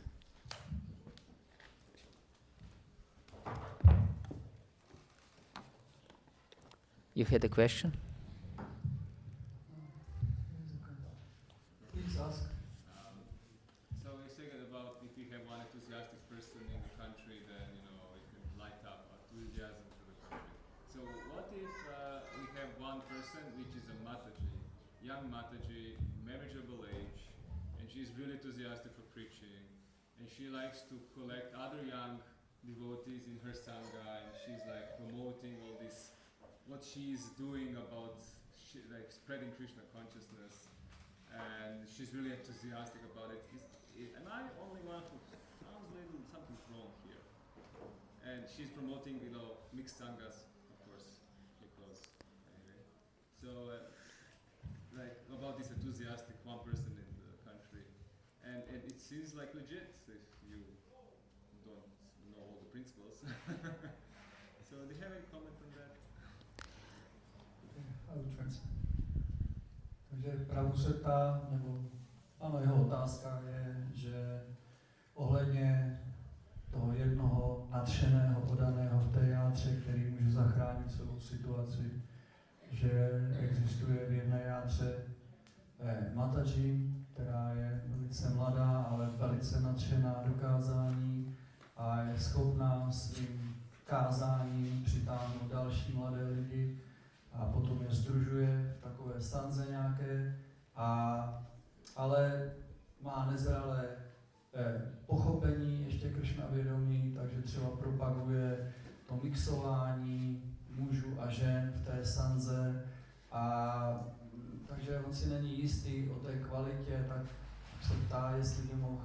Doesn't like authorities. Huh? Doesn't like authorities. Doesn't like Oh, she doesn't like devotees. Authorities. Oh, authority, okay, I didn't hear it. A tady ta Mataji právě, že je velice nadšená do kázání, to jsem říkal všechno, ale nemá ráda autority, vlastně sama se stává tou autoritou, a takže jestli by mohl Prabhu okomentovat tady tu situaci.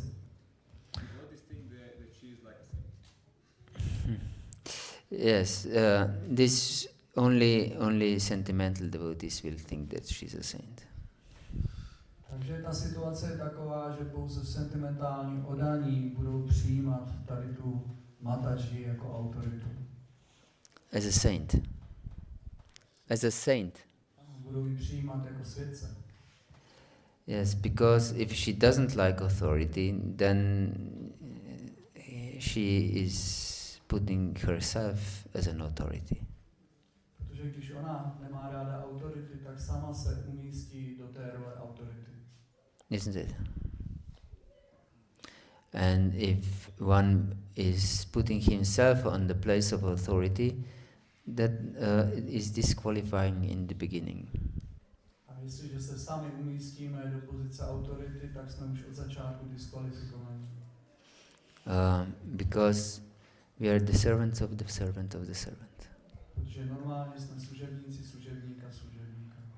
And as explained by Manidhar Prabhu yesterday,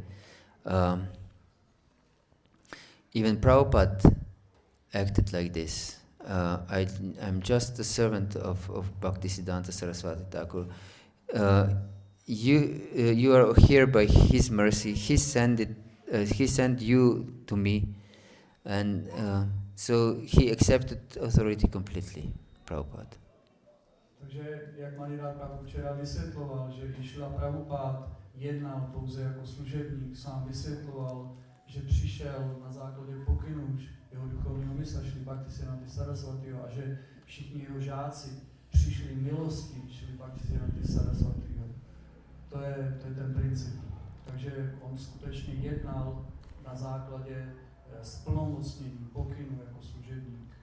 So if one is acting like this, then she can attract only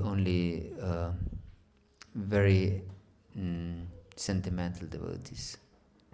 Takže když ona jedná takovýmhle způsobem, tak přitáhne pouze jenom sentimentální lidi. Who have no basis in tattva. Kteří nemají žádné základní pochopení tatvy. Therefore, the foremost duty of a community is to establish very, very strong understanding of tattva. Takže tím základním principem povinnosti každé komunity je nejdříve ustanovit správné pochopení tatvy. Yes, that it is very clear what is pure devotional service and what is mixed devotional service. Už od začátku je důležité vidět, co je čistá oddaná služba a co je mixovaná nebo není čistá oddaná služba. What is pure consciousness and what is contaminated consciousness. Co je čisté vědomí a co je znečištěné vědomí. If there is no basis on tattva, everything is destroyed. Jestliže nejsou základy pochopení tatvy, tak všechno ostatní bude zničeno.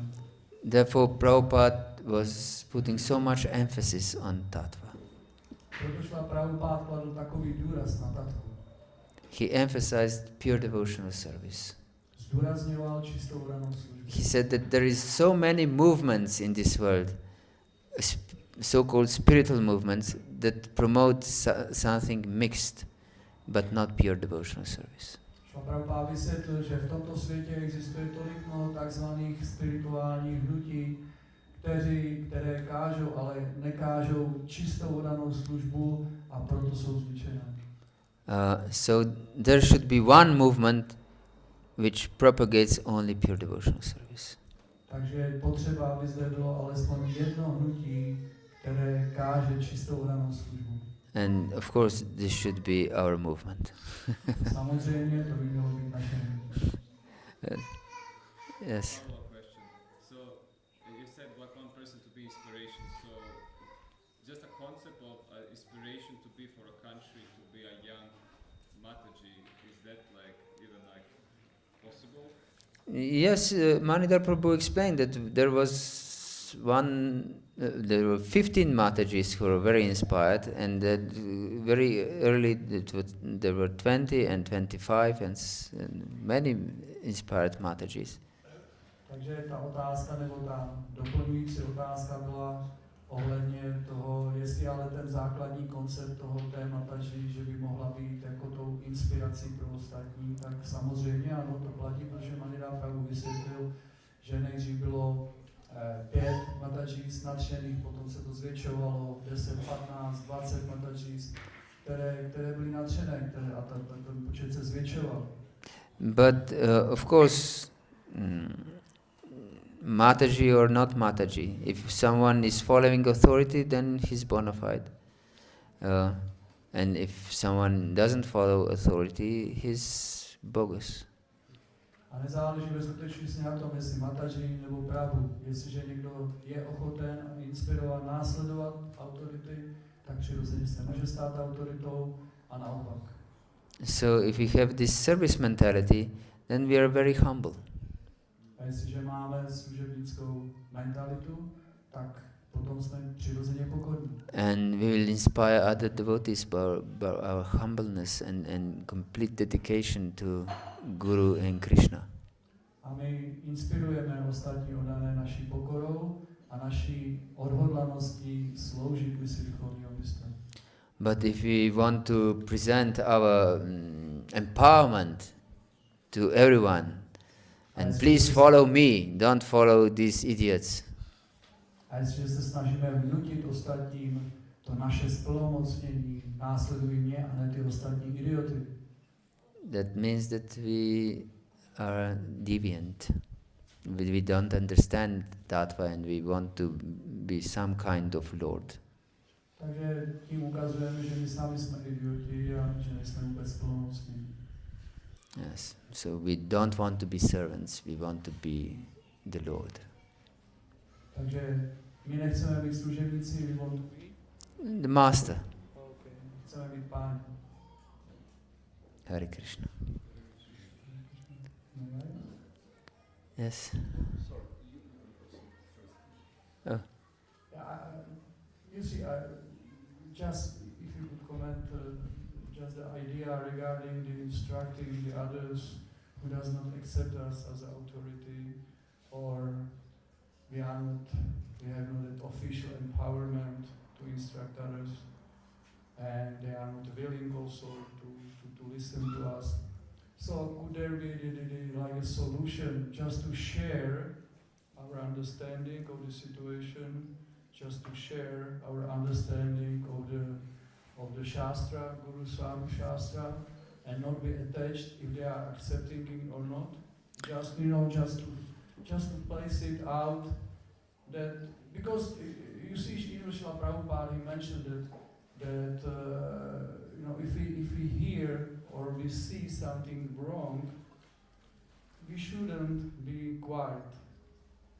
So could that be like a solution, not to instruct, but to share, like openly, and see if it touches the heart of the devotee? Can you translate? Okay. So, já jsem měl jednu takovou myšlenku, že ohledně toho, že někteří oddaní nejsou připraveni přijmout pokyn od nějakého jiného oddaného a není tam ten vztah mezi nimi a jakým způsobem vlastně řešit tady tu situaci, protože jim dokonce Šrila Prabhupád říkal, že když my vidíme nebo slyšíme, že se děje něco špatného nebo něco nesprávného, tak bychom neměli mlčet, měli bychom se to snažit zlepšit. A ta myšlenka, kterou jsem měl, byla ne dávat pokyny těm druhým, ale jenom sdílet svoje pochopení šástry Guru Sadhu, protože to je to, že my reagujeme na tu situaci, ale nebyt připoutaný k tomu, jestli ten oddaný to přijme od nás, ale vidět jenom, jestli se to třeba nezachytí u toho oddaného a ten oddaný nezareaguje pozitivně, bez toho, aniž já bych se stavil do role autority. Yes. If we should of course not instruct those who are not willing to accept our instruction. Ano, samozřejmě bychom se neměli snažit dávat pokyny těm, kteří nechtějí přijmout pokyn od nás.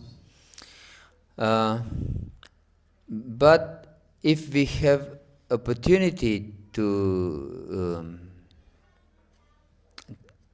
speak, we can speak. Ale když je možnost, abychom mohli mluvit nebo promluvit o tom problému, tak bychom to měli říct. If we have any access to authorities, then we should come to authority with our concern about something. A jestliže máme přístup k těm autoritám, které jsou okolo nás, tak bychom měli za nimi přijít a vznést naši obavu třeba z něčeho, že se dělá něco špatně. But not as one who criticizes certain situation. Ale ne jako někdo, kdo kritizuje tu situaci. But with offer, how can I serve in such a situation? ale s nabídkou, jak můžu sloužit k vyřešení této situace. That we can solve certain things. Aby se vyřešila, aby se nějaké věci vyřešily. Then I'm a part of a solution. Potom jsem součást toho řešení. Otherwise, I'm just a part of the problem. Jinak jsem jenom součást toho problému. Yes. So there is already a problem, and you come with additional weight to this problem. A už existuje problém a ty ještě k tomu přidáš další část toho problému. Yes. So you should come with some solution, but not that he has to implement the solution, this person, but how can I serve in this way that I can contribute to the solution. You mean the authority if we approach? Or Yes, we approach authority, not those devotees who don't want to accept our thoughts. Ale my bychom neměli přistupovat k autoritě tím způsobem, že ty bys to měl vyřešit, ale jak já můžu pomoci právě v té situaci. But if no one wants to consider our concern or our help, we can write a philosophical article, maybe, somewhere. Ale jestliže nikdo nechce přijmout ty naše obavy, tak můžeme třeba sestavit a napsat nějaký filozofický článek. Not to criticize anyone, of course, Ale samozřejmě v tom článku bychom neměli nikoho kritizovat, but to point out the tattva. ale měli bychom se zaměřit na tato. Yes, to speak about the truth and the principles of devotional service. Takže bychom se měli zaměřit na tu pravdu a na ty filozofické principy. And not to point your finger to anyone. A neměli bychom namířit náš prst na nikoho. Yes, this is the only proper way. Takže tohle je jediný správný způsob. Hare Krishna, you had a question. Thank you, Prabhu. Your class inspired many. It's deep and inspired many deep thoughts. So there was one thought which I already had, and already 3 times was mentioned Hanuman Prabhu from Croatia. So this is not, this will not be controversial political question, but more philosophical. Takže děkuju, protože tím po svojí prezentaci si mě navedl na hlubší filozofické témata a myšlenky. A jelikož už 3krát byl zmíněn Hanuman Prabhu z Chorvatska, tak já bych nechtěl se na něj zaměřit.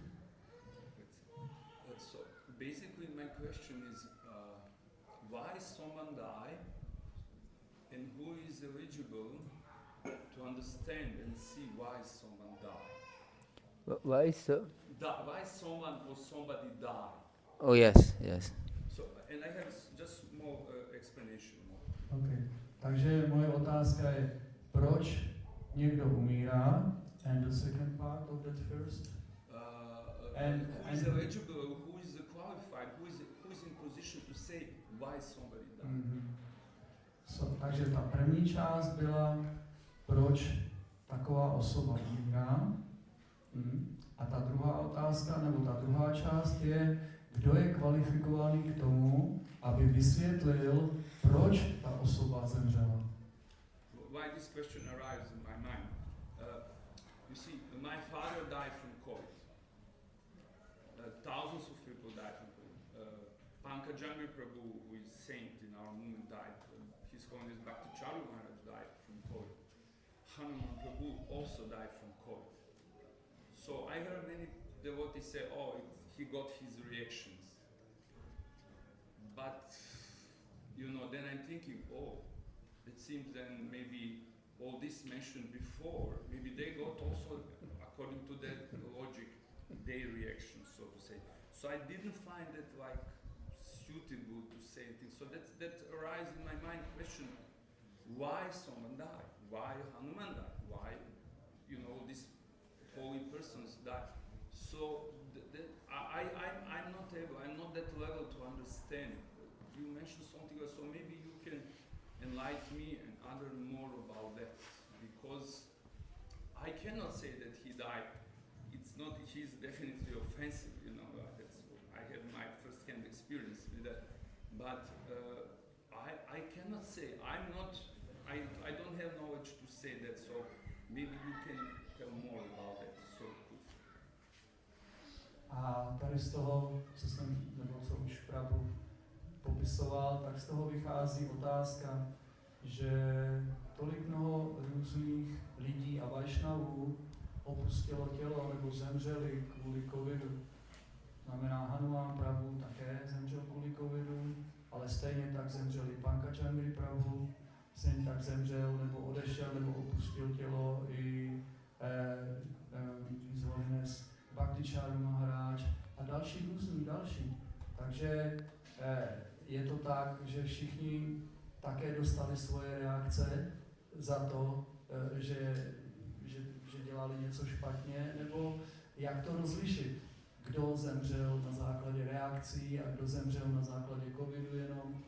Takže kdyby Prabhu se k tomu mohl vyjádřit. Přeložil jsem to správně v základu? Hare Krishna. Yes, it's true. No one knows exactly what is the cause of anything in this world. Ano, to je dobrá otázka, protože nikdo vlastně neví, co je příčinou, jaké jsou příčiny v tomto světě. Everything is in the hands of Krishna.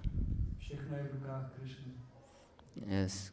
Karmana deva netrana, jantur deha papate, striyah pavrishta udaram, pumsuritah kanasha. That ultimately no one can say what is person's karma or reactions in this world and what's not, except Krishna, because this is so intricate. Vysvětleno v Bhagavad-gitě. No, it's in a third canto of Bhagavatam. Sorry. Je vysvětleno v 10. zpěvu Bhagavatamu, že nikdo v tomto hmotném světě není schopen určit, co je čí karma, jenom nejvyšší Pán. Krishna. So, of course, anyone is getting his reactions somehow or other. Even great souls, they get Krishna's mercy. It's also some kind of reaction to their devotional service. A dokonce i velké duše získávají nějaké reakce a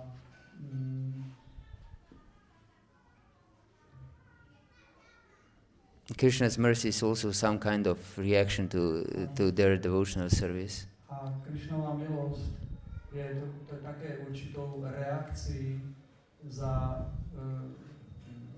vykonávání, za činnosti v dané službě. And for a devotee, even if one is really fallen devotee, if he has a proper understanding, proper vision, he sees that every reaction, everything that happens to him, even death itself, is a Krishna's mercy. A každý oddaný, dokonce i pokleslý oddaný, když má to správné pochopení, tak může vnímat, že cokoliv, dokonce i smrt, je vyjádření Krishnovy milosti. Therefore, Saint Francis of Assisi, he called sister death. Francis of Assisi called death sister death. A dokonce i František z Assisi prohlásil nebo považoval smrt jako sestra smrt, jak říkal. So yes, we shouldn't in any way or form criticize even the diseased persons. Takže bychom neměli nikdy kritizovat nemocné lidi. Those who died. Ty, kteří zemřeli. because everything is under Krishna's control, not ours. Že všechno je pod kontrolou pod vládou Krišny, ne pod naší. So these examples can be given just to be careful ourselves to avoid any kind of aparat. A tady ty příklady jsou dávány nebo předkládány jenom za účelem toho, abychom se my vyhli jakýchkoliv aparátů.